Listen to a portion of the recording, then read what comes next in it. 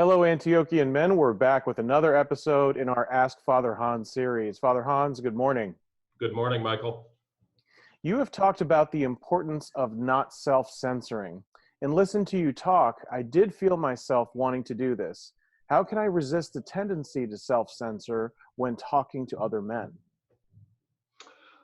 When the self-censoring, let's explain what that means. Okay, the self-censoring often comes up when men are thinking about what it means to be a man, right? And the self-censoring, it comes up from the dictates in the dominant culture that we have observed, and it's usually a wagging finger behind it. You cannot do this. You cannot say this. Okay, in larger terms, it's the effeminization of men. And it comes a lot from feminism, frankly. And feminism, it's interesting, as I'm talking about this, I wonder, should I say this? I see the self-censoring impulse in myself, right? But I'm going to say it.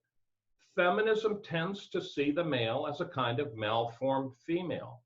And this is so dominant. And it's filled with such emotional power that we check ourselves and we say, do we really want to say this? And sometimes we say, no, we really don't, because we know the vitriol that will be cast upon us for saying it, so we hold back. But to say that feminism and the spirit of feminism, and this whole energy behind the new anthropology, redefining the man in ways that he really is not, in ways that God has not created him. We are not malformed females. That's a caricature, but only a little caricature, because basically that's the spirit of this energy. We don't want to say it because we fear the vitriol and the criticism that might come, all right? But we just have to say no to this. So self-censoring is really resolving within oneself. To overcome self-censoring is to resolve within ourselves that we're just not going to put up with this anymore. We're going to say what the truth is. We're going to live authentically. If we get criticized for it, if it goes against the cultural norms, the energy of the dominant culture, well, so be it.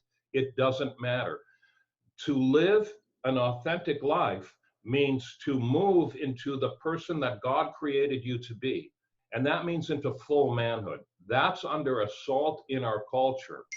But like Solzhenitsyn said, and Solzhenitsyn is a great example for me, Alexander Solzhenitsyn, the Soviet dissident who wrote the Gulag Archipelagos, one man standing up against the Marxist Soviet rule. He said that one word of truth outweighs the world.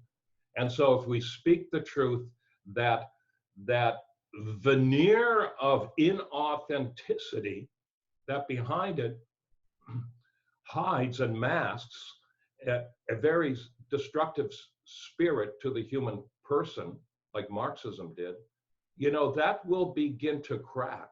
It's speaking the truth that exposes the lie. And once the lie is exposed, it loses its power. So to self-censor then, and you have to do this judiciously and with intelligence. You just don't go and, throw bombs. You don't do that. It's not wise or mature to do that. But judiciously and with intelligence, what happens is that the veneer begins to crack. People who are looking for authenticity, authentic manhood, to recover who they really are, you will foster courage in them. And when they muster their courage, they're on the road. They're on the road to healing, wholeness, creativity, productivity, building bridges and skyscrapers, building businesses, and all that stuff that men do.